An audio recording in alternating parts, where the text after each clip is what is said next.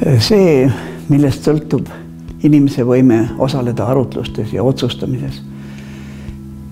Ühtlasi ka kõige selle jälgimises, mis tegelikult välja tuleb ja kuidas elu kulgeb, millest sõltub, mis soodustab, mis raskendab otsustamises, osavõtmist ja ka rahulolu saavutamist, on vaja orienteeruda. Kui me ei orienteeru selles kõiges, siis me ei saa osaleda. Aga selleks, et orienteeruda, peab olema informeeritud ja haritud. Haritud selleks, et saaks aru vähemalt sellest, millal sa oled informeeritud ja millal petetud.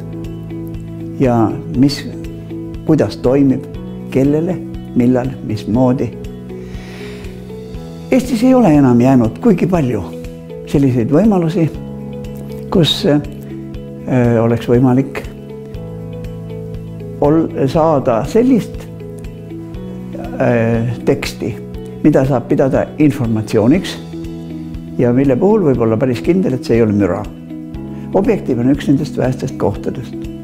Seetõttu soovitan lugeda, mõtelda kaasa, saavutada võime osaleda arutlustes ja otsustamises ja käituda kodanikuna, riigimehelikult, mitte ükskõikselt, mitte kuidagi kõrvaltvaatajana, vaid reaalse sisulise osavõtjana.